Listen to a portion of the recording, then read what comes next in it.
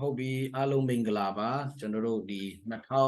2020တုန်းကကျွန်တော်တို့မာကုခရစ်ဝင်ကျမ်းကိုအပတ်စဉ်လေ့လာတာကျွန်တော်တို့အခန်းကြီး30အထိရောက်သွားပါပြီအဲ့ဒီ10လပိုင်း2020နှစ်10လပိုင်းအကုန်ထိကျွန်တော်အဲ့လိုလေ့လာခဲ့တယ်2020နှစ်17လပိုင်းကတော့ဂျေဇုတော်ချီးမွမ်းခြင်းကောင်းစဉ်အောက်မှာကျွန်တော်တောက်လျှောက်ပြောသွားပြီးတော့12လပိုင်းမှာကျတော့ခရစ်မတ်ကောင်းစဉ်အောက်မှာတောက်လျှောက်ပြောသွားတာအခုမှပဲကျွန်တော်တို့ New Year ရဲ့เนาะတတိယမြောက်ပတ်မှာပဲကျွန်တော်အခုဒီရှမာကုခရစ်ဝင်လေ့လာခြင်းကိုပြန်ဆက်နိုင်တာဖြစ်ပါတယ်ဒီညကတော့ကျွန်တော်တို့တခြားညတွေနဲ့မတူဘဲနဲ့ခေါင်းစဉ်လေးတစ်ခုတတ်ထားပါတယ်အဲခေါင်းစဉ်ကသခင်ယေရှုရဲ့ခေါင်းဆောင်မှုပညာပေါ့ Jesus leadership ဆိုပြီးတော့မှခေါင်းဆောင်မှုပညာကိုအထူးပြုပြီးတော့မှလေ့လာကြမှာဖြစ်ပါတယ်ဟုတ်ပြီကျွန်တော်တို့ဒီညလေ့လာမယ့်ကျမ်းပိုက်ကတော့ရှမာကုခရစ်ဝင်ကျမ်းခန်းကြီး30အငယ်32ကနေပြီးတော့အဆုံးထိ52ထိအပိုက်ငယ်20ရှိပါတယ်ကျွန်တော်ကျမ်းစာအရင်ဆုံးဖတ်ပါမယ်ယေရုရှလင်မြို့သို့တက်သွားကြရာလမ်းမှာယေရှုသည်တပည့်တော်တို့ရှေ့၌ကြွတော်မူစဉ်သူတို့သည်မိန့်မောတူ၍ကြောက်ရွံ့သောစိတ်နှင့်လိုက်ကြ၏ထိုအခါကိုတော်သည်တစ်ကြိမ်နှစ်ပါးတို့ကိုတဖန်ခေါ်၍ငါတို့သည်ယေရုရှလင်မြို့သို့ယခုသွားကြ၏လူသားသည်ယေဘရဟိအကြီးကျမ်းပြုဆရာတို့လက်သို့ရောက်လိမ့်မည်ထိုသူတို့သည်တီပြစ်ကိုစီရင်၍တပါးမြို့သားတို့လက်သို့အနံကြလိမ့်မည်သူတို့သည်လည်းလူသားအားပြည့်ရပြုခြင်းရိုက်ပုတ်ခြင်းတွေးနှင့်ထွေးခြင်းအသေးသက်ခြင်းကိုပြုကြလိမ့်မည်သုံးရမြောက်သောနေ့၌ထမြောက်လိမ့်မည်ဟုမိမိကိုယ်၌ရောက်လက်တတ်သောအမှုအရာတို့ကိုတပည့်တော်တို့အားမိန့်တော်မူ၏ဆိုတော့ဒီကျမ်းပိုက်ထဲကဟာကိုမပြောခင်မှာအဆက်လေးကျွန်တော်ပြန်ပြောပါမယ်ဒီရှမာကုခရစ်ဝင်ကျမ်းအခန်းကြီး10အငယ်30လောက်ကနေစပြီးတော့မှသခင်ယေရှုကငါယေရုရှလင်မြို့မှာအသေးသက်ခြင်းခံမယ်ဆိုတာတစ်ခေါက်ကြိုပြီးတော့မှတပည့်တော်တွေစီမှာပေါ်တင်ပြောတယ်အခန်းကြီး9ရောက်တဲ့အခါမှာလည်းနောက်တစ်ခေါက်ပြောတယ်အဲ့ဒါကြောင့်မလို့တပည့်တော်တွေကအခုချိန်မှာဆိုရင်2ချိန်တိတိသခင်ယေရှုသူတို့ရဲ့အရှင်သခင်ဆရာသခင်ဟာအသေးခံမယ်ဆိုတာ2ချိန်တိတိပွင့်ပွင့်လင်းလင်းပြောတာကြားပြီးပြီဆိုတော့သူတို့လည်းခက်လန့်လန့်ဖြစ်နေတယ်အဲ့ဒါကြောင့်မလို့ဒီအခန်းကြီး30ထဲမှာနောက်ဆုံးအချိန်တတိယအချိန်မြောက်ဒီမှာနောက်တစ်ခေါက်ပြောခြင်းဖြစ်ပါတယ်ဒီတစ်ချိန်မှာတတိယနောက်ဆုံးအချိန်အတွက်မပြောခင်လေးမှာဘယ်လိုအစချီထားလဲဆိုတော့အဲ့လိုပဲသူတို့ဒီယေရုရှလင်မြို့ကိုမျက်နှာမူပြီးခရီးသွားတဲ့အခါမှာတဲ့မိန်မောတွေ့၍ကြောက်ရွံ့သောစိတ်နဲ့လိုက်ကြ၏အဲ့ဒီဟာကဘာပြောတာလဲဆိုတော့ငါတို့ရဲ့အရှင်သခင်ယေရှုကများတကယ်တမ်းသူပြောတဲ့အတိုင်းအသေးသက်ချင်းခံတယ်ဆိုလို့ရှိရင်ဘယ်လိုများဖြစ်သွားမလဲသူဘယ်လိုများတည်သွားမလဲလူတွေကများသူ့ကိုဘယ်လိုလုပ်သွားမလဲငါတို့ရောဆက်ပြီးတော့ဘယ်လိုလုပ်မလဲသူတို့ရဲ့အနာဂတ်ဟာမရေရာမသေးချာဆရာသမားပျောက်တော့မဲ့ပုံခေါင်းဆောင်ကြီးပျောက်သွားတော့မဲ့ပုံသူတို့ရဲ့အနာဂတ်ဟာမသေးချာမရေရာတဲ့အနေအထားမှာရှိကြတယ်အဲ့ဒါကြောင့်မလို့သူတို့ကဒီလမ်းခရီးသွားလို့ပင်ပန်းတာမျိုးလောက်ပဲမဟုတ်ပဲနဲ့စိတ်ထဲမှာကပင်ပန်းတာမျိုးရှိတယ်အဲ့ဒါကိုဒီမှာမိန်မောတွေ့ဝေ၍ကြောက်ရွံ့သောစိတ်ဆိုတော့မိန်မောတွေ့ဝေတယ်ဆိုတာငိုင်းတိုင်းဖြစ်တယ်ပြီးတော့မှကြောက်တဲ့စိတ်နဲ့လည်းပေါင်းတယ်ဆိုတော့ကြောက်တယ်ပြီးတော့မှဒီမိန်မောတူရတဲ့ဒီနှစ်ခုပေါင်းတယ်ဆိုရင်နော်လူတယောက်ရဲ့မျက်နှာအနေအထားရဲ့သူ့ရဲ့အပြုအမူတွေရဲ့ကကြောင်တောင်ဖြစ်သွားနိုင်တဲ့အနေအထားမှာရှိတယ်နော်ခြေမကင်မိလက်မကင်မိအခြေအနေတောင်မှဖြစ်သွားနိုင်တဲ့အခြေအနေရှိတယ်အဲ့ဒါကြောင့်မလို့ဒီမှာကျွန်တော်တို့သခင်ယေရှုကတတိယချိန်မြောက်ပြောတဲ့အခါမှာတပည့်တော်တွေကဘယ်လိုနားလဲမလဲသူတို့ရဲ့အရှင်သခင်ဟာဒီအမှန်တကယ်ဒီလိုတည်သွားရမှာပါလားဆိုတာသိတဲ့အခါမှာသူ့တပည့်တော်တွေရဲ့စိတ်ထဲမှာဘာစိန်ခေါ်မှုများရှိသွားမလဲဆိုတော့ဒါဆိုရင်ငါတို့ကဒီသခင်ရဲ့နောက်ကိုဆက်လိုက်မလားသူမရှိတော့ရင်ငါဘာတို့ဆက်လုပ်ကြမလဲဒါမှမဟုတ်ငါတို့သခင်ယေရှုကသူပြောတဲ့အတိုင်းပဲတကယ်တည်သွားပြီးတော့ပြန်ရှင်ထမြောက်တဲ့အခါမှာဟောငါတို့မျှော်လင့်တဲ့အတိုင်းယူဒတွေရဲ့နိုင်ငံကိုပြန်ပေးမှာလားနော်ဒီယောမလူတွေရဲ့လက်ထဲကနေငါတို့ကယ်ပြီးတော့မှသူကရှင်ဘုရင်နေနဲ့များစိုးစံမလားစသဖြင့်ပေါ့လေအပေါင်းလက္ခဏာဘက်ကောအနှုတ်လက္ခဏာဘက်ကောနှစ်ခုစလုံးသူတို့ကအတွေးတွေကများနေမှာဖြစ်ပါတယ်ဒီချိန်မှာတော့ဒီအခု32ကနေ34ကြားထဲမှာတော့တပည့်တော်တွေရဲ့တုံ့ပြန်ချက်တော့ဘာမှတော့မရှိသေးဘူးအဲ့ဒါနဲ့စိတ်ဝင်စားစရာကောင်းတာက35ကနေ40ထိ 41ထိကြည့်တဲ့အခါမှာတပည့်တော်တွေကသူတို့အလုရှုပ်တာနောက်တစ်မျိုးဖြစ်သွားတယ်သူတို့ရဲ့သခင်ကအသေးခံတော့မယ်ဆိုတဲ့ဒီတနည်းအားဖြင့်အနိဋ္ဌာယုံတွေကြားနေရမြင်နေရဒါပေမဲ့လည်းသူတို့ကဘာနဲ့အလုရှုပ်တယ်လဲကြည်ကြရအောင်အငယ်35ကနေ40ထိကျွန်တော်ဖတ်ပါမယ်ထိုအခါဇေဗဒဲဤသားယာကုပ်နဲ့ယောဟန်တို့သည်အထံတော်သို့ချဉ်ကပ်၍ရှင်ဖျားကျွန်ုပ်တို့တောင်းတော်စုကျေးဇူးကိုပြုတော်မူစေခြင်းပါသည်ဟုလျှောက်လေ၏ကိုတော်ကငါဒီသင်တို့ကိုဘယ်သို့ပြုစေခြင်းတနည်းဟုမေးတော်မူတော့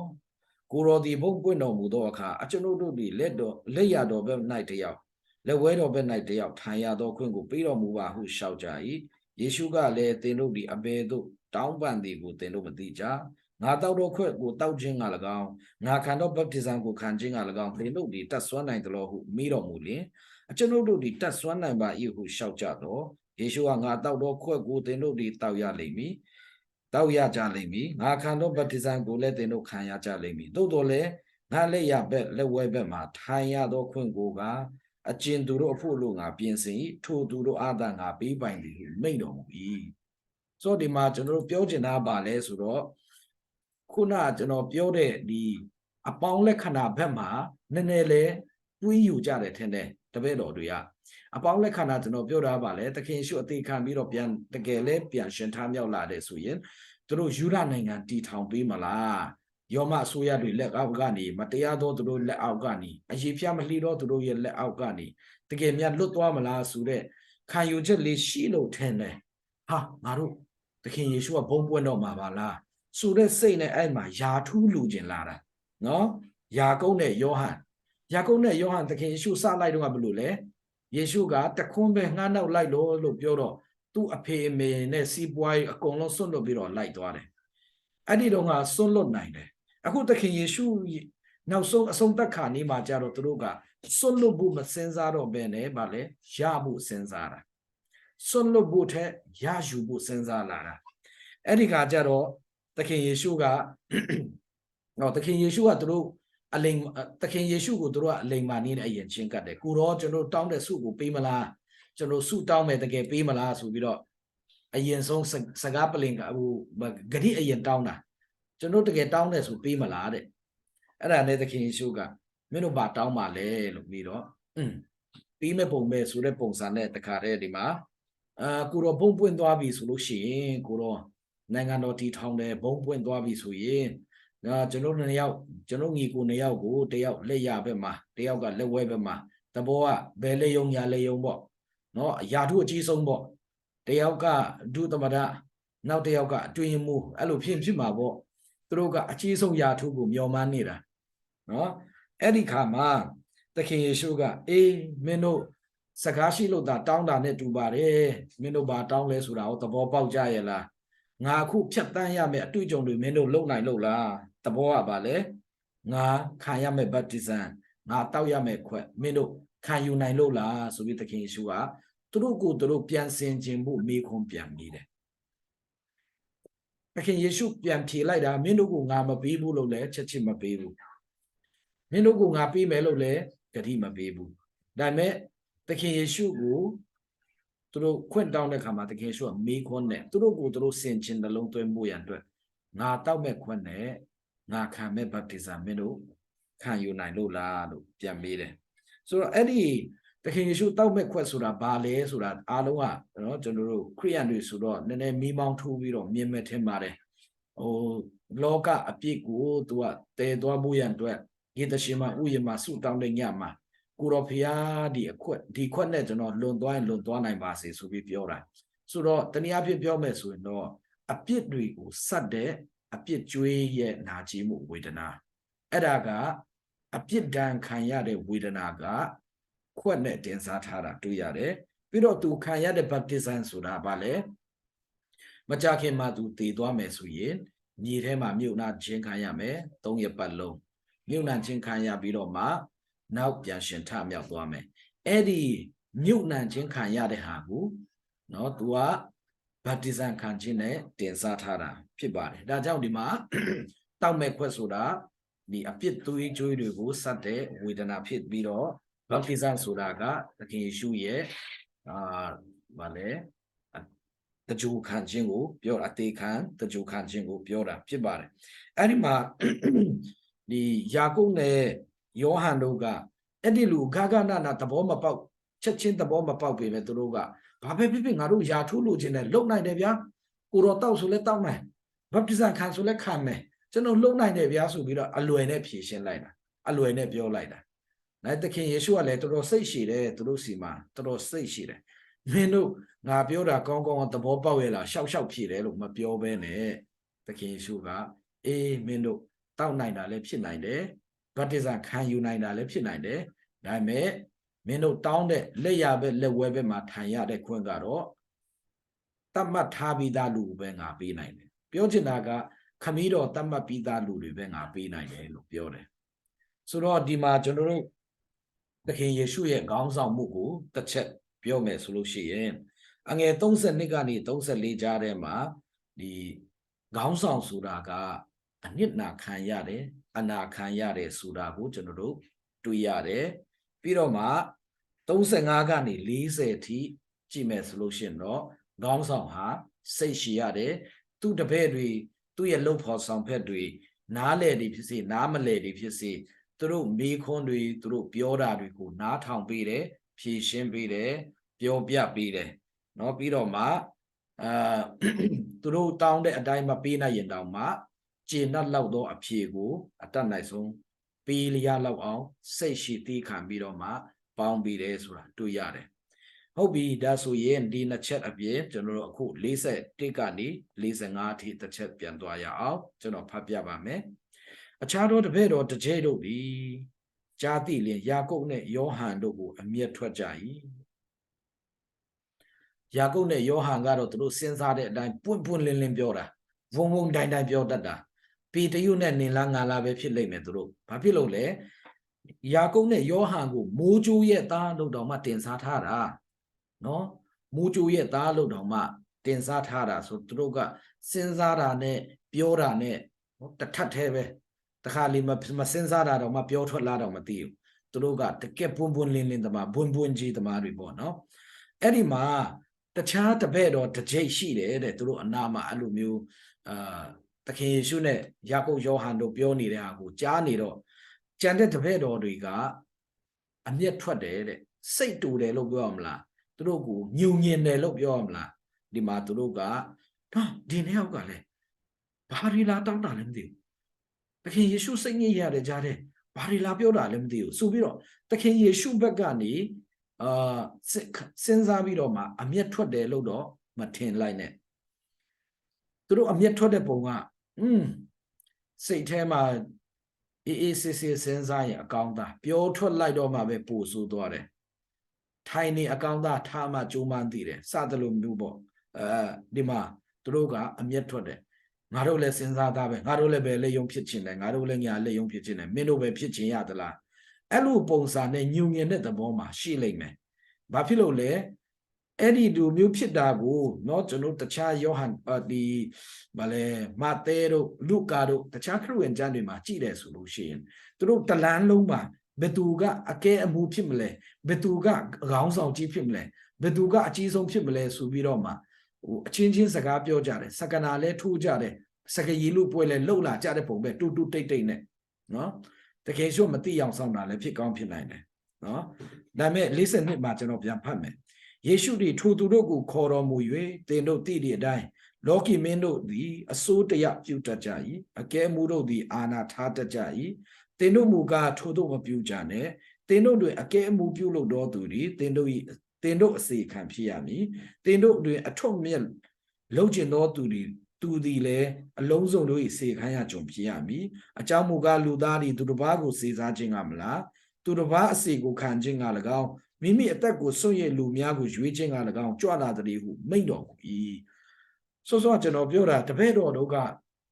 နော်ယာကုပ်နဲ့ယောဟန်ပဲမဟုတ်ပါဘူးကျန်တဲ့တကြိတ်တော်တပည့်တော်တို့ကလည်းပဲဘယ်သူကအကြီးဆုံးဖြစ်မလဲငါတို့12ယောက်ထဲမှာအဲ့ဒါကိုကြိတ်ပြီးကြံစည်နေကြကြိတ်ပြီးစဉ်းစားနေကြတယောက်ချင်းစဉ်းစားတာလည်းဖြစ်မယ်တယောက်စနဲ့တယောက်စပြောမိတာလည်းရှိကောင်းရှိလိမ့်မယ်ဒါပေမဲ့ဒီတစ်ခေါက်မှာကြတော့ယာကုပ်နဲ့ယောဟန်သခင်ယေရှုစီရောက်တဲ့ထိသွားအဲ့ဒီစကားကိုသွားမေးလိုက်တာ သခင်ယေရှုစီရောက်သွားတယ်အဲ့ဒီတော့မှသခင်ယေရှုကလည်းအခွင့်ကောင်းယူပြီးတော့မှတေးသေးချာချာသင်ပေးဖို့အေးမင်းတို့တလန်းလုံးမှာတီတုပြောနေကြတာတီတူပြောနေကြတာတူနဲ့ပြောနေကြတာလက်တူပြီးပြောနေကြငါတိသားပဲမကြားရောက်ဆောင်တာအခုကငါစီမှာတက်ရောက်လာပြီဆိုငါလည်းမင်းတို့ကိုတွင်တင်ရောက်မယ်ဆိုတဲ့သဘောနဲ့ဒီမှာသခင်ယေရှုကသူတို့ကိုကြုံတုံပြောလိုက်တာဗာလေမင်းတို့အခုမြင်နေတဲ့လောကီကောင်းဆောင်တွေတခြားလူတွေကြည့်ပါသူတို့ကအစိုးတရားပြုတယ်အာနာသုံးတတ်ကြတယ်နော်ကြီးနိုင်ငယ်ငင်းလုပ်နေကြတယ်ညီနဲ့ရလန်ဆိုင်လုပ်နေကြတယ်နော်ချမ်းသာတဲ့လူနော်ပညာရှိတဲ့လူတွေကပဲမျက်နှာသာရပြီးဟင်းဖတ်ကြီးရပြီးတော့မှနော်ကြံတဲ့လူတွေကတော့ပြစ်ပယ်ခြင်းဘေးချိတ်ခြင်းနှောက်ချိတ်ခြင်းခြံရစ်ခြင်းခံရတယ်ကြောင်ထိုးခြင်းခံရတယ်ပေါ့လေဒါကြောင့်မလို့မင်းတို့ကအဲ့လိုမလုပ်ရဘူးတနည်းအားဖြင့်ပြောမယ်ဆိုခေါင်းဆောင်တွေကအဲ့လိုမျက်နှာသာပေးတယ်ဆိုတာကလေသူတို့အာဏာတည်တတ်စေခြင်းလို့လေလူတွေကိုမျက်နှာသာပေးခြင်းလုံးမထင်နဲ့သူတို့ရဲ့အာဏာတည်စေခြင်းလုံးလို့ကမျက်နှာသာပေးတာတကယ်တော့သူတို့ရဲ့အာဏာတည်ဖို့မတည်ဖို့မစင်စားဘူးဆိုလို့ရှိရင်မျက်နှာသာပေးဖို့မပေးဘူးဆိုတာလေအဲ့လောက်စင်စားစရာမလိုဘူးဒါနဲ့သူတို့ရဲ့အာဏာတည်စေခြင်းနဲ့သူတို့ပဲတစ်ချိန်လုံးတစ်သက်လုံးတားစမြေဆက်ခေါင်းဆောင်ပဲနော်အုပ်စုတဲ့ဖွဲ့ပဲဖြစ်ချင်နေတဲ့ခါကြတော့ဘာဖြစ်လဲစီးပွားသမားတွေကိုမျက်နှာသာပေးလိုက်ပညာရှင်တွေကိုမျက်နှာသာပေးလိုက်နော်သူတို့ကိုဗာလဲတွန်းချနိုင်မဲ့လို့သူတို့ကိုတော်လှန်နိုင်မဲ့လို့ရှိတယ်ဆိုရင်သူတို့ဗာလဲမျက်နှာချိုသွေးလိုက်ဒါမှမဟုတ်အပြတ်ရှင်းလိုက်ဒီနှစ်ခုနဲ့ပဲပေါင်းကြတာနော်ဒီလောကီခေါင်းဆောင်တွေဆိုတာကအဲ့လိုပဲအဲ့ဒါကြောင့်သခင်ယေရှုကမင်းတို့အဲ့လိုမလုပ်ရဘူးသင်တို့မူကားထို့သို့မပြုကြနဲ့သူတို့လူလဲစိတ်မကူးနဲ့သူတို့လူလဲမလုံနဲ့သူတို့ရဲ့လမ်းစဉ်ကိုမလိုက်နဲ့เนาะဒီမှာမတရားတော့သူတို့ရဲ့တိုက်တွန်းခြင်းတို့မလိုက်လူစုတို့ရဲ့လမ်းတို့မရက်မနေမထီမဲ့မြင်ပြတော့သူတို့ရဲ့အစည်းအဝေးနဲ့မထိုင်အဲ့ဒါကိုကျွန်တော်တို့သွားတရိယာတင်တယ်မင်္ဂလာရှိတော်သူမင်္ဂလာရှိသောခေါင်းဆောင်လူတွေကကြိုက်နှစ်သက်ပြီးတော့မှလူတွေရဲ့စိတ်แท้ထိခေါင်းဆောင်လို့မှတ်ထားနိုင်တဲ့လူတွေဟာအာနာသုံးတော်သူအပြောချမ်းတော်သူเนาะဗာလေထက်စီနေတော်သူမဟုတ်ပဲနဲ့လူတွေရဲ့ကောင်းရာကောင်းကြောင်းတိုးတက်ရာတိုးတက်ကြောင်းเนาะမြေတော်မြောက်ပြီးတတ်တဲ့လူတွေကိုနေရာပေးပြီးတော့เนาะသူတို့ကောင်းရာကောင်းကြောင်းလှုပ်ပေးနိုင်တဲ့ပြင်ဆင်ပေးနိုင်တဲ့လမ်းဖွင့်ပေးနိုင်တဲ့လူတွေကတကယ်ခေါင်းဆောင်ကောင်းလူတွေရဲ့ရင်ထဲထိနှလုံးသားထဲထိရောက်တဲ့ခေါင်းဆောင်ကောင်းဆိုတာအဲ့လိုဖြစ်တယ်အဲ့ဒါကိုသခင်ယေရှုကသိတဲ့အတွက်ကြောင့်မလို့သင်တို့တွေအကဲအမူပြုလုပ်တော်သူဒီပြုလုပ်လူတော်သူဒီသင်တို့ရဲ့အစီခံဖြစ်ရမယ်เนาะကြံတဲ့ခရစ်ဝင်ကျမ်းတွေနဲ့နိုင်ရှင်းမယ်ဆိုရင်เนาะအကြီးဆုံးဖြစ်ချင်ရင်အငယ်ဆုံးအရင်ဖြစ်အောင်သင်လိုက်ခေါင်းဆောင်ဖြစ်ချင်တယ်ဆိုရင်နောက်လိုက်ပြီးတအောင်အရင်နေလိုက်เนาะအစိုးတရားဖြစ်ချင်တယ်ဆိုအရင်တပည့်ခံလိုက်ဆရာလုပ်ချင်တယ်ဆိုရင်အရင်တပည့်ခံလိုက်အောင်အဲ့ဒီသဘောကိုပြောချင်တာဖြစ်တယ်အဲ့ဒါသခင်ယေရှုကနော်ဟာဒီ idea ကောင်းလိုက်လားဆိုပြီးတော့သူ့ရဲ့ idea ကိုလူတွေကချီးမြှောက်ဖို့ချီးကျူးဖို့လက်ခံဖို့လောက်ပဲလိုချင်တာမဟုတ်ပဲနဲ့သခင်ယေရှုကအဲ့လိုပြောတဲ့အဲ့လိုသင်တဲ့အတိုင်းသူကိုယ်တိုင်လိုက်လုပ်တာဖြစ်တယ်အဲ့ဒါကြောင့်မလို့သခင်ယေရှုရဲ့ခေါင်းဆောင်မှုဟာနော်ဟိုလိုလုပ်ပါလားဒီလိုလုပ်ပါလားမဟုတ်ပဲနဲ့ဟိုလိုလုပ်နော်ဒီလိုလုပ်နော်ငါလည်းအဲ့လိုလုပ်တယ်နော်မင်းတို့လည်းဒီလိုလိုက်လုပ်နော်အဲ့ဒီလိုပုံစံဖြစ်တယ်ငါပြောတဲ့အတိုင်းလုပ်ငါလုပ်တဲ့အတိုင်းမလုပ်ကြနဲ့အဲ့ဒါနဲ့တခြားစီဖြစ်တယ်ဒါကြောင့်မလို့ဒီမှာသခင်ယေရှုကသူ့ရဲ့ပုံသက်တွေကိုပြတယ်အကြောင်းမူကားလူသားတွေသူတစ်ပါးကိုစေစားခြင်းကမလားငါသူများကိုခိုင်းစားမခိုင်းစားဘူးသူများကိုလက်ညှိုးမထိုးသူများရှိမှလက်မထောင်ဖို့လာတာမဟုတ်ဘူးသူများကိုခိုင်းစားဖို့အမိန့်ပေးဖို့လာတာမဟုတ်ဘူး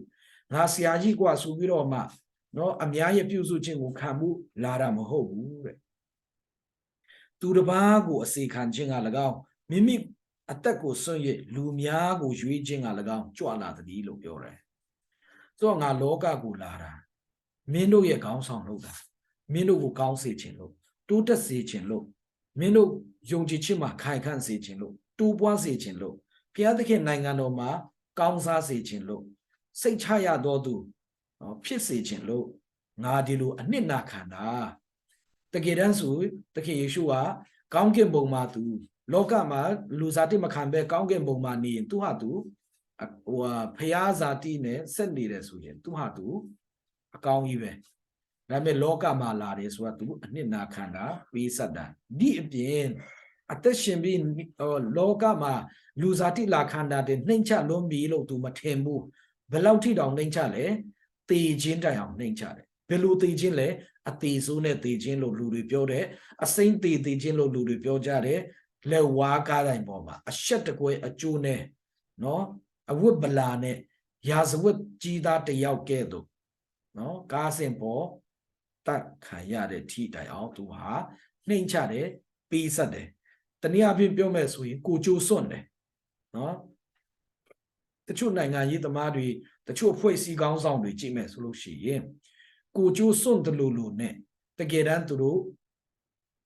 တခုခုရယူလို့စိတ်နော်အဆက်သွယ်ကောင်းရအချင်းစိတ်စပွန်ဆာရယူလို့စိတ်သူတို့ရဲ့ဘဝကောင်းစားလို့စိတ်နဲ့ဟုတ်မဟုတ်မတဲမကွဲဖြစ်နေတယ်ဒါပေမဲ့သခင်ယေရှုကတော့သူ့ရဲ့ကိုကျိုးအတွက်လုံးဝမဟုတ်ပဲနဲ့ကိုကျိုးစွန့်တယ်ကိုကျိုးစွန့်ပြီးတော့မှလူတွေကိုရွေးချယ်လာတယ်ဆိုပြီးပြောတယ်နော်အဲ့ဒါကြောင့်မလို့ तू ကိုယ်ပိုင်ရွေးချယ်မှုဗာလေလူတယောက်ပဲ तू လဲအတ္တတွေမာနတွေပြီးတော့မှ तू ကောင်းစားတာတွေဖြစ်ချင်မှာပေါ့ရှိချင်မှာပေါ့ဒါပေမဲ့အဲ့ဒါတွေအားလုံးကို तू ငင်းပယ်ပြီးတော့အစေခံမှုရွေးချယ်လိုက်တာအသေးခံမှုရွေးချယ်လိုက်တာဖြစ်ပါတယ်ဒါကြောင့်သခင်ယေရှုရဲ့ကောင်းဆောင်မှုဟာတနည်းအားဖြင့်ပုံသက်သေဖြစ်တယ်နော်အခုသခင်ယေရှုရဲ့ကောင်းဆောင်မှု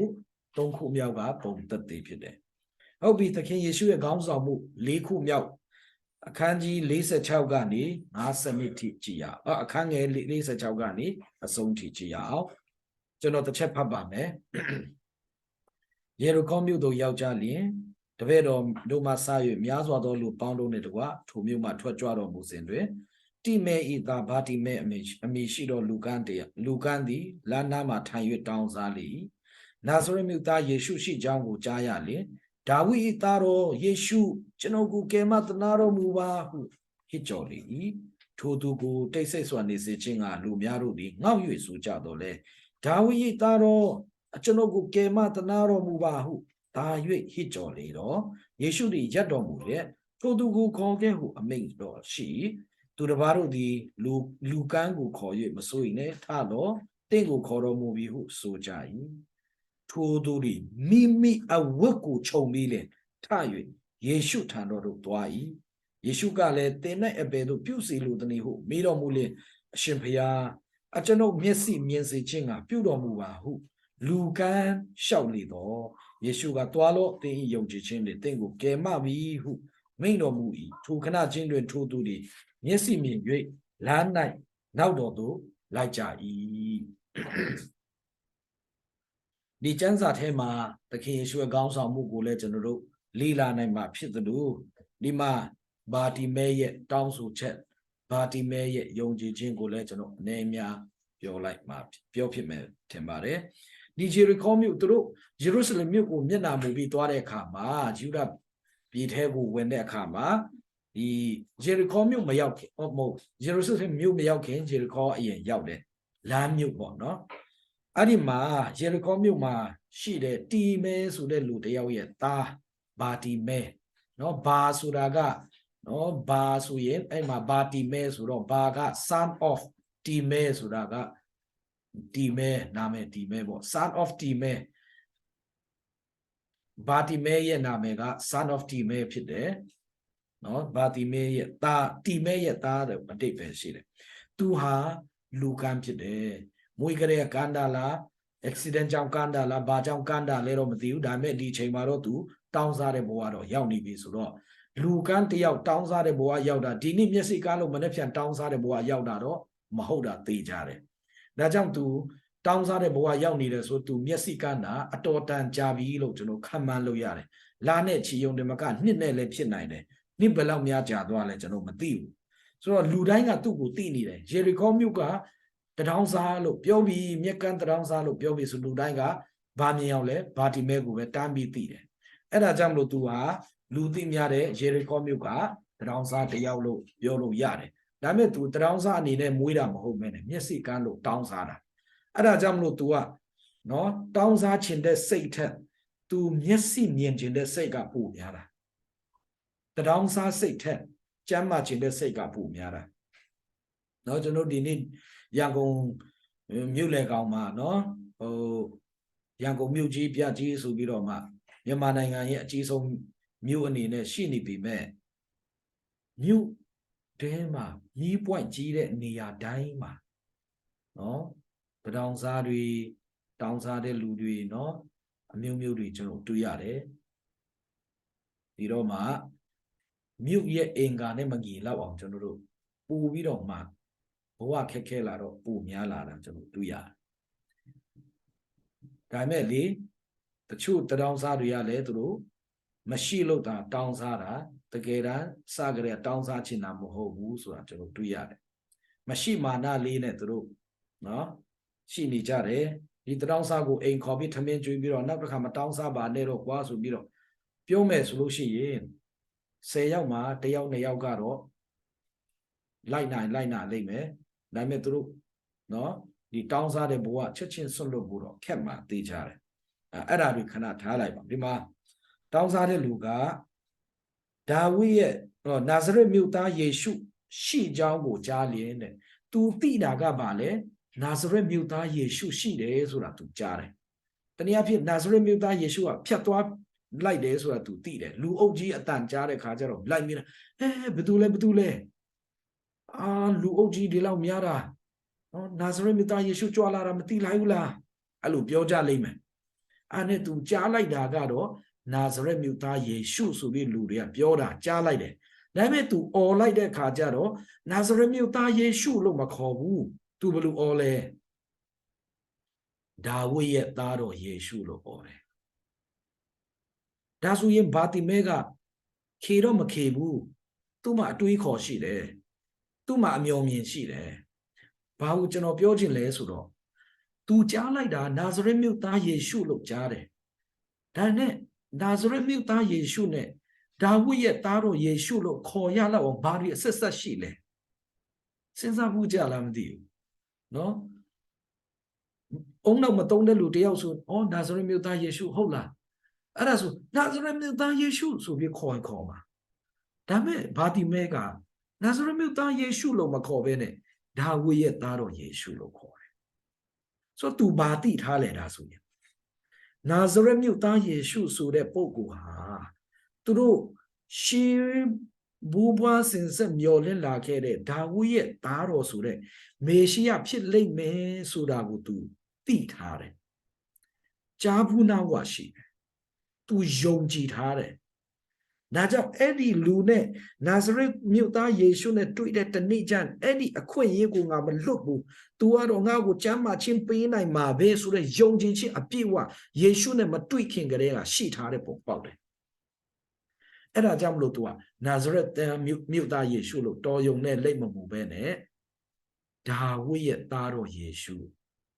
တနည်းအားဖြင့်ပြောမယ်ဆိုဒါဝိရဲ့သားတော်လို့ပြောတဲ့အခါမှာဒါဝိရဲ့အမျိုးကနေဆင်းသက်လာတော်သူတနည်းအားဖြင့်ယူဒလူအချင်းချင်းကိုဂယုဏသက်တယ်မလားမေတ္တာရှိတယ်မလားမျိုးချစ်စိတ်ရှိတယ်မလားဒါဝိရဲ့သားတော်ဒါဝိရဲ့အမျိုးဒါဝိရဲ့သားစဉ်မြေဆက်ဒါဆိုရင်ကျွန်တော်လဲ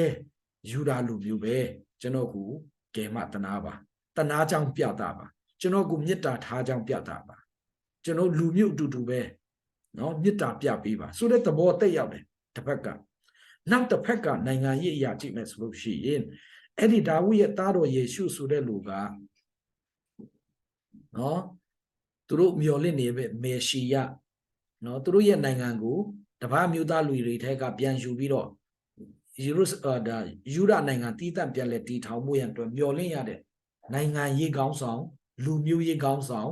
ပြည်သူခေါင်းဆောင်အနေနဲ့မျော်လင့်ထားတာဖြစ်တယ်အဲ့ဒါကြောင့်မလို့ဒါဝိရဲ့သားတော်ယေရှုလို့ပြောတဲ့နေရာမှာဒီလိုမျိုး theology လည်းရှိနိုင်တယ်လို့ဘာတိမဲရဲ့ကိုယ်ပိုင်ဘဝမှာလည်းပဲကျွန်တော်ကိုကယ်မတနာဖို့ကိုတော်တပါးပဲရှိတော့တယ်ဆိုတဲ့မျော်လင့်ချက်ကြီးစွာနဲ့ ယုံကြည်ခြင်းကြီးစွာနဲ့အော်ဟစ်တဲ့သဘောမှာရှိတယ်အဲကြောင့်သခင်ယေရှုကဒါဝိရဲ့သားတော်ကျွန်တော်ကိုကယ်မတနာတော်မူပါဆိုပြီးပထမအချိန်မှာအော်တာယေရှုကမကြားတာလဲယူယူတန်တန်မကြားတာလဲဖြစ်နိုင်တယ်လို့သမင်တကာသူအခွင့်ရေးသမားလားတကယ်ငါ့ကိုအားကိုးခြင်းလို့ခေါ်တာလားဆိုတာသိအောင်ပထမတစ်ချိန်မှာ response မလာဘူးဘာမှမတုံ့ပြန်ဘူးဒုတိယတစ်ချိန်မှာတာ၍လူတွေကသူ့ကိုတိတ်ဆိတ်မှုပြောနေတဲ့ကြားထဲကသူကတာ၍ဟစ်ကြော်လေတော့လို့ပြောတယ်ဒါဝိရဲ့သားတော်ယေရှုကျွန်တော်ကိုကယ်မတနာတော်မူပါဒုတိယအချိန်អော်တဲ့အခါမှာအတန်တော်မှပူကြည့်အောင်អော်တယ်ပူပြီးတော့မှမျောလင့်ချက်အကြီးစွာနဲ့ယုံကြည်ခြင်းကြီးစွာနဲ့អော်တာဒုတိယအချိန်မှာနော်အဲ့ဒါကိုယေရှုကကြားလိုက်တဲ့ဟာငါကိုတော်ယုံခေါ်တာမဟုတ်ဘူးလားရိုးရိုးခေါ်တာမဟုတ်ဘူးယုံကြည်ခြင်းနဲ့ခေါ်တာမျောလင့်ခြင်းနဲ့ခေါ်တာငါကိုတခုခုလှုပ်စေခြင်းလို့ပဲဆိုပြီးသခင်ယေရှုကရပ်ပြီးတော့မှခေါ်ခိုင်းလိုက်တဲ့အခါမှာယေရှုကသူ့ကိုအရင်မေးတယ်မျက်စိကန်းတယ်လို့ပဲမျက်စိမြင်ခြင်းတယ်မလားအဲ့လိုရန်တမ်းပြီးတော့မပြောဘူးသခင်ယေရှုကနော်မျက်စိကန်းတယ်လို့ဆိုမျက်စိမြင်ခြင်းမှာပဲမှန်တော့မှတယ်ဒါပေမဲ့ယေရှုကလူကိုဘယ်လိုဂရုစိုက်လဲဆိုတာဒီမှာမြင်တယ်ယေရှုကလည်းသင်၌အဘယ်တို့ပြုစေလိုသနည်းဟုမေးတော်မူတယ်တဲ့နော်နေကောင်းမျက်စိကောင်းအောင်လုပ်ပေးပါလို့ပြောမလားတရောင်းစားဘဝကနေလွတ်သွားအောင်လုပ်ပေးပါလို့ပြောမလားဒါမှမဟုတ်ကျွန်တော်မိဘကိုတခုခုလုပ်ပေးပါလို့ပြောမလားကျွန်တော်မိသားစုကိုတခုခုကူညီပါလို့ပြောရင်ပြောမလားဘာကူဖြစ်စေချင်တာလဲတောင်းချင်တဲ့ဖြစ်နိုင်ချေအများစွာထဲကနော်သခင်ယေရှုနော်ရန်တမ်းမှန်တမ်းပြီးတော့မှမလုတ်ချင်တဲ့အတွက်ကြောင့်မလို့ဘာတိမဲရဲ့တောင်းတမှုဘာတိမဲရဲ့တောင်းဆိုမှုဘာတိမဲရဲ့အလိုအပ်ဆုံးအရာကိုသူအရင်မေးလိုက်တယ်အေးဟုတ်ပြီငါဘာလုပ်ပြရမလဲဘာတိမဲကပြောတယ်အရှင်ဘုရားကျွန်တော်မျက်စိမြင်စေခြင်းကပြုတော်မူပါကျွန်တော်ကိုမျက်စိပဲပြန်မြင်စေပါကျွန်တော်မျက်စိသာကောင်းလိုက်လို့ရှင်ကျွန်တော်အတိတ်ပဲရှင်းအောင်သက်ရှင်မယ်မျက်စိသာကောင်းလိုက်လို့ရှင်ကျွန်တော်ဘဝအတိတ်ပဲရှင်းအောင်လုပ်ပါမယ်မျက်စိသာကောင်းတယ်ဆိုလို့ရှင်ကျွန်တော်လက်ကြောတင်းအောင်အလုပ်လုပ်ပြီးတော့ကိုယ့်ခြေထောက်ကိုယ်ပေါ်မှာရက်တည်နိုင်အောင်လုပ်မယ်မျက်စိသာကောင်းလို့ရှိရင်ကျွန်တော်တတောင်းစားလုံးဝမလုပ်တော့ဘူးကိုယ့်ဟာကိုရှာစားမယ်ကိုယ့်ဟာကိုလှုပ်စားမယ်အဲ့ဒီသဘောနဲ့သူဟာမျက်စိမြင်မှုတစ်ခုပဲတောင်းလိုက်တာဖြစ်တယ်အဲ့ချိန်မှာသခင်ယေရှုကပါလေတင်ဤယုံကြည်ခြင်းနဲ့တင့်ကိုကယ်မပြီသခင်ယေရှုကသူ့ရဲ့ယုံကြည်ခြင်းကိုဖော်ထုတ်ပြီးတယ်ဒါကြောင့်မလို့ကျွန်တော်ခုနပြောတယ်နာဇရက်မြို့သားယေရှုလို့ကြားတာကအကြောင်းတရားတည်င်းစကားပဲဖြစ်တယ်ဒါပေမဲ့သူ့ရဲ့ယုံကြည်ခြင်းအဲ့ဒီနာဇရက်မြို့သားယေရှုဆိုတဲ့ဟာကိုကြားပြီးတော့သူ့ရဲ့ဝိညာဉ်ထဲမှာသူ့ရဲ့အုံနောက်ထဲမှာသူ့ရဲ့အသိဉာဏ်ထဲမှာသူ့ရဲ့ယုံကြည်ခြင်းအသက်တာထဲမှာအဲ့ဒါကိုအစာကြည်အောင်လုပ်လိုက်တဲ့အခါမှာပြန်ထွက်လာတဲ့အရာကနာဇရက်မြို့သားယေရှုမဟုတ်တော့ဘဲနဲ့ဒါဝိရဲ့သားတော်ယေရှုဖြစ်သွားတယ်။မျော်လင့်ခြင်းနဲ့ပြည့်ဝတဲ့နာမကျေးဇူးပြုဖို့ရန်အတွက်ကျေးဇူးရှင်ရဲ့နာမဖြစ်သွားတယ်။ဒါကြောင့်မလို့ဒီမှာဒါဝိရဲ့သားတော်ယေရှုဆိုတဲ့ဟာကဘာတိမဲအတွက်အတိတ်ပဲအရန်လေးနဲ့တလူသူရဲ့မျောလင့်ချက်တစ်ခုတည်းသောမျောလင့်ချက်ပြီးနိုင်တော့သူအဖြစ်သူတောင်းဆိုနေတာဖြစ်တဲ့အတွက်ကြောင့်မလို့သခင်ယေရှုကအဲ့ဒါကိုပဲမင်းရဲ့ယုံကြည်ခြင်းကြောင့်မင်းကျမ်းမာပြီလို့ပြောလိုက်တာဖြစ်ပါတယ်။နော်ဒီမှာဘာတိမဲရဲ့ယုံကြည်ခြင်းသခင်ယေရှုအတိမတ်ပြုတယ်ဆိုတာကျွန်တော်တွေ့ရတယ်။ဟုတ်ပြီဒီမှာသခင်ယေရှုရဲ့ခေါင်းဆောင်မှုကိုကြည့်မယ်ဆိုလို့ရှိရင်သခင်ယေရှုကနိုင်ငံရေးလူမျိုးရေးဆိုတာထက်ဝိညာဉ်ရေးနဲ့ဘဝအတွက်နော်လူအင်တွေကိုဖြည့်ဆည်းပေးတဲ့ခေါင်းဆောင်ဖြစ်ပါတယ်လူတွေမျှော်လင့်တာကတော့နိုင်ငံရေးခေါင်းဆောင်နော်စစ်တိုက်ပေးမဲ့ခေါင်းဆောင်ကိုမျှော်လင့်တယ်ဒါပေမဲ့ဘာတိမဲအတွက်ကြတော့သူ့ဘဝကိုကောင်းစားစေဖို့သူ့ဘဝကိုသူ့ခြေထောက်ပေါ်သူပြန်ရပ်တည်နိုင်အောင်နော်ပြန်လှုပ်ပေးတဲ့ဂျေဇုရှင်ရဲ့ဂျေဇုရှင်ဘဝဂျေဇုရှင်အနေနဲ့သခင်ယေရှုကခေါင်းဆောင်မှုပြုတာဖြစ်ပါတယ်ခေါင်းဆောင်ဆိုတာဒီမှာအချုပ်ပြောမယ်ဆိုရင် လူတိုင်းရဲ့မျောလင့်ချက်ကိုမဖြည့်ဆည်းပေးနိုင်ပါဘူးဘယ်လူသားဘယ်ကောင်းဆောင်ကမှလူတိုင်းရဲ့မျောလင့်ချက်မဖြည့်ဆည်းပေးနိုင်ပါဘူးလူအကြိုက်နတ်မလိုက်နိုင်လို့တော့မှပြောပါတယ်လူတွေရဲ့အလိုသာလိုက်မယ်ဆိုနတ်တော့မနိုင်ပါဘူးမလုပ်နိုင်ပါဘူးမတတ်နိုင်ပါဘူးဒါပေမဲ့သခင်ယေရှုရဲ့ခေါင်းဆောင်မှုကလူတယောက်ချင်းစီတိုင်းရဲ့